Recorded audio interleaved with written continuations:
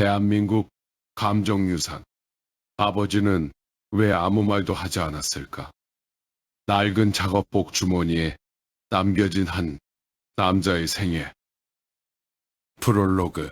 우리는 아버지의 목소리를 얼마나 기억하고 있을까요? 혹시 기억하십니까? 어린 시절 해가 지고 골목이 어두워질 무렵이면 멀리서 들려오던 익숙한 발자국 소리를. 대문이 열리고 하루 종일 밖에서 일하다 돌아온 한 남자가 있었습니다. 아버지였습니다. 작업복에는 먼지가 묻어 있었습니다. 구두에는 흙이 묻어 있었고 어깨는 아침보다 조금 더 내려앉아 있었습니다. 그런데 이상합니다. 우리는 아버지가 어디에서 무슨 일을 했는지는 기억하면서도 그날 아버지가 얼마나 힘들었는지는 잘 모릅니다. 왜냐하면 아버지는 좀처럼 말씀하지 않으셨기 때문입니다. 힘들다, 아프다, 무섭다, 그만두고 싶다. 아버지의 입에서는 좀처럼 나오지 않았던 말들입니다. 대신 현관문을 열며 이렇게 물었습니다. 애들은 밥 먹었나? 그리고 때로는 검은 비닐봉지 하나를 등 뒤에 숨기고 들어오셨습니다.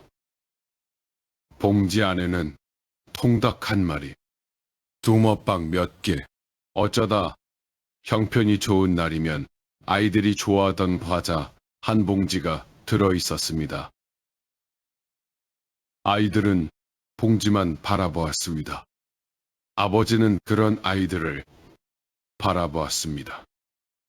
우리는 통닭을 기억했습니다. 하지만 아버지는 아마 그날 하루를 견딘 이유를 바라보고 있었을 것입니다. 많이 먹어라. 아빠는 괜찮다. 너희들 먹는 것만 봐도 배부르다. 아빠 것은 남으면 먹으면 된다. 그때 우리는 그 말을 정말 믿었습니다. 아버지는 배가 고프지 않은 줄 알았습니다. 아버지는 갖고 싶은 것이 없는 줄 알았습니다. 아버지는 아프지 않는 사람인 줄 알았습니다. 그리고 무엇보다 아버지는 울지 않는 사람인 줄 알았습니다. 세월이 아주 많이 흐르고 나서야 알았습니다. 아버지도 배가 고팠습니다. 아버지도 무서웠습니다. 아버지에게도 도망치고 싶은 날이 있었습니다.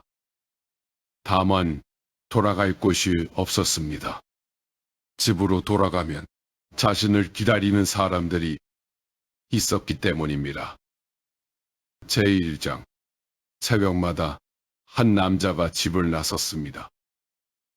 아직 해가 뜨지 않은 새벽, 집안에는 가족들의 숨소리가 들렸습니다. 아버지는 조용히 일어났습니다. 찬물로 얼굴을 씻었습니다. 벽에 걸어둔 작업복을 입었습니다. 낡은 양말을 신고 도시락을 들었습니다. 문을 열기 전 아버지는 잠깐 방안을 바라보았습니다. 잠든 아내, 이불 밖으로 발 하나를 내놓고 자는 막내, 책을 펴놓은 채 잠든 큰아이, 그리고 아무 말 없이 문을 닫았습니다. 아버지의 하루가 시작되었습니다. 누군가는 공장으로 갔습니다. 누군가는 공사장으로 갔습니다. 누군가는 광산으로 내려갔습니다. 누군가는 택시에 시동을 걸었습니다. 누군가는 시장 좌판을 펼쳤습니다. 누군가는 먼 나라의 뜨거운 사막으로 떠났습니다. 직업은 달랐습니다. 사는 곳도 달랐습니다. 그러나 그들의 주머니에는 같은 것이 들어 있었습니다. 가족이었습니다. 여보, 애들 깨우지 마. 나 다녀올게. 오늘 조금 늦을지도 몰라. 저녁 먼저 먹어. 기다리지 말고. 그런데 가족은 몰랐습니다. 늦는다. 는 그 짧은 말 뒤에 무엇이 있었는지를. 잔업이 있었습니다. 상사의 꾸지람이 있었습니다. 밀린 월세가 있었습니다. 다음 달 등록금이 있었습니다. 어머니에게 말하지 않은 빚이 있었을 수도 있습니다. 그리고 무엇보다 가족에 대해만큼은 걱정을 보여주고 싶지 않은 한 남자의 자존심이 있었습니다. 아버지는 집 밖에서 수많은 이름으로 불렸습니다. 김 기사, 박 반장, 최 과장, 이씨, 아저씨. 하지만 집으로 돌아오는 순간 그 모든 이름은 사라졌습니다. 남는 이름은 하나였습니다. 아빠. 어쩌면 아버지는 그 두 글자를 지키기 위해 평생을 버틴 사람이었는지도 모릅니다. 제2장.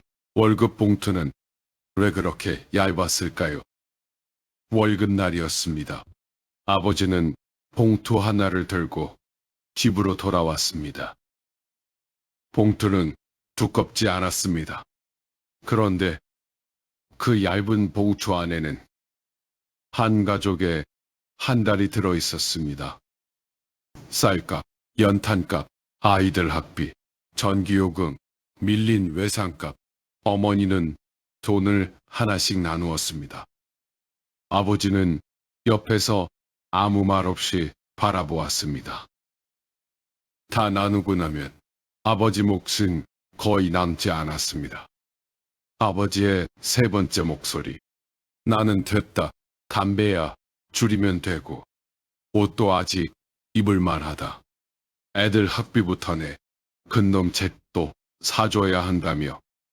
나는 괜찮다. 또 나왔습니다. 나는 괜찮다. 어머니도 그렇게 말씀하셨습니다.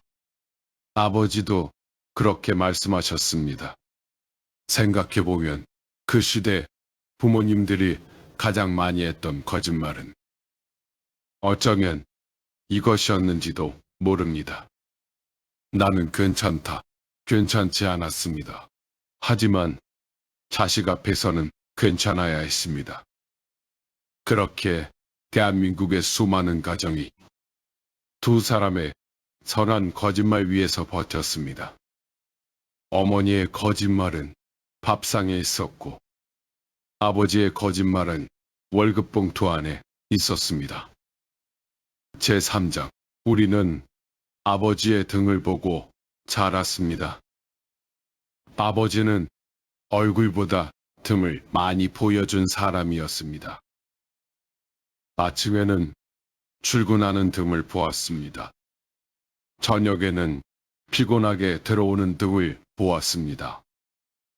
휴일에는 고장난 문을 고치는 등을 보았습니다. 비가 새면 지붕 위에 올라가는 등을 보았습니다. 무거운 짐이 있으면 언제나 먼저 들어 올리는 등을 보았습니다. 그때는 몰랐습니다. 그 등이 점점 굽어가고 있다는 것을. 어느 날부터인가 우리보다 훨씬 커 보였던 아버지가 작아지기 시작했습니다. 아버지가 작아진 것이 아니었습니다. 우리가 자란 것이었습니다. 그런데 우리는 자라는 동안 한 번도 묻지 않았습니다. 아버지, 힘들지 않으세요? 제4장. 낡은 작업복 주머니. 세월이 흘렀습니다. 이제 아버지는 더 이상 그 작업복을 입지 않습니다. 장롱 한쪽에 오래된 작업복 한 벌이 걸려 있습니다. 소매 끝은 닳아 있고 주머니 한쪽은 꿰맨 흔적이 남아 있습니다. 중년이 된 아들이 그 옷을 꺼내봅니다. 먼지를 털어냅니다. 그리고 무심코 주머니에 손을 넣습니다. 작은 물건 몇 개가 손끝에 걸립니다. 오래된 볼펜 하나, 빛바랜 버스표 한 장, 동전 몇 개, 그리고 작게 접힌 사진 한 장. 사진 속에는 어린 시절에 자신과 동생이 웃고 있습니다. 아들은 한동안 움직이지 못합니다. 그제야 알게 됩니다. 아버지는 가족 사진을 가지고 다닌 것이 아니었습니다. 자기가 하루를 견뎌야 할 이유를 주머니에 넣고 다녔던 것입니다. 제5장. 아버지도 울고 싶었던 날이 있었습니다. 우리는 아버지가 우는 모습을 거의 보지 못했습니다. 하지만 울지 않은 것이 아니라 울 곳이 없었던 것은 아닐까요? 아버지가 무너지면 가족이 불안해질까봐, 아버지가 힘들다고 하면 어머니가 더 힘들어질까봐, 아버지가 두렵다고 하면 아이들이 두려워할까봐, 그래서 아버지는 눈물을 말 대신 삼켰습니다. 밤늦게 가족들이 모두 잠든 뒤 혼자 마루 끝에 앉아있던 아버지. 불 꺼진 마당을 바라보며 담배 한 개비를 피우던 아버지. 그날 아버지가 무슨 생각을 했는지 우리는 모릅니다. 아버지의 네 번째 목소리. 조금만 더 버티자. 큰 놈 졸업할 때까지만. 막내 시집 갈 때까지만. 그때까지만 내가 건강하면 된다. 조금만 더. 그러나 그 조금만 더가 모여 아버지의 청춘이 되었습니다. 20살이 지나고 30이 지나고 40이 지나고 어느새 머리가 휘어졌습니다. 자식들은 성장했지만 아버지의 젊음은 돌아오지 않았습니다. 제6장. 어느 날 우리는 아버지의 나이가 되었습니다. 시간은 이상합니다. 어린 시절 그렇게 늙어 보였던 아버지의 나이를 어느 날 우리가 지나갑니다. 그리고 퇴근길에 문득 깨닫습니다. 그때 우리 아버지도 지금의 나와 비슷한 나이였구나. 나도 오늘 힘들었는데 아버지도 힘들었겠구나. 나도 직장에서 속상한 일이 있었는데 아버지에게도 그런 날이 있었겠구나. 나도 자식 걱정 때문에 잠이 안 오는데 아버지도 그랬겠구나. 그제야 아버지가 사람이 됩니다. 무섭고 엄격했던 아버지가 아니라 우리처럼 흔들리고 우리처럼 걱정하고 우리처럼 사랑받고 싶었던 한 남자가 보이기 시작합니다. 우리는 아버지를 이해한 것이 아니었습니다. 어느 날 아버지의 나이가 되고 나서야 비로소 아버지를 만나게 된 것입니다.